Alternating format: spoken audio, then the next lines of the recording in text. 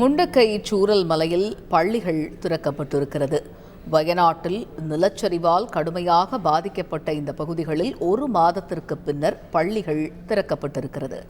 இதுகுறித்த முழு விவரங்களை எமது செய்தியாளர் சிவசபாபதி விவரிக்க கேட்போம். சிவசபாபதி, வணக்கம். இப்போ முண்டக்கையை பொறுத்தவரைக்கும் பள்ளிகள் உருக்குலைந்து காணப்பட்டன. அதனை சீரமைக்கக்கூடிய பணிகள் ஒரு பக்கம் நடந்துகிட்டு இருக்கும்போது இப்போ 1 மாத இடைவெளியில் பள்ளிகள் மீண்டும் திறக்கப்பட்டிருக்கிறது. எந்த இடத்துல மாணவர்களுக்கு கல்வி கற்பிக்கப்படுகிறது, அவர்களுக்காக செய்யப்பட்டிருக்கக்கூடிய சிறப்பு ஏற்பாடுகள் என்னென்ன, விவரிங்க. வயநாடு மாவட்டத்தில் உள்ள முண்டக்கை சூரல்மலை, இது பாத்தீங்கன்னா கடந்த 1 மாதத்திற்கு முன்பு நிலச்சரிவினால இந்த 2 கிராமமே முற்றிலும் அழிஞ்சு போச்சு அப்படின்னு சொல்லலாம். இந்த நிலச்சரிவுல பாத்தீங்கன்னா 400க்கும் மேற்பட்டோர் உயிரிழந்திருக்காங்க. இதுவரைக்கும் இன்னும் 72 பேரை காணல அப்படின்னு சொல்றாங்க. இது மட்டும் இல்லாம 17 குடும்பத்தை சார்ந்தவர்கள் ஒருவர் கூட இல்லாம உயிர்ந்திருக்காங்க அப்படிங்கிறது ஒரு பெரும் சோகம் அப்படின்னு சொல்லலாம்.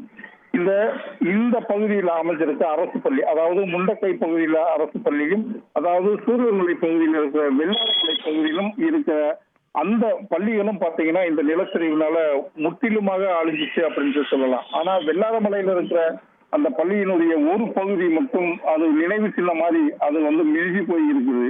இதுல பாத்தீங்கன்னா வெள்ளாரமலையில படிக்கும் 546 மாணவ மாணவிகள் மேற்பாடி அரசு மேல்நிலை பள்ளியிலையும், முண்டக்கையில படிக்கும் 61 மாணவ மாணவிகள் மேற்பாடி APJ காலில் அமைக்கப்பட்டிருந்த கட்டிடத்துல இந்த பள்ளி தற்பொழுது இயங்க கொண்டான மீள் நுழைவு அப்படிங்கிறது இன்னைக்கு நடந்துகிட்டு இருக்கு.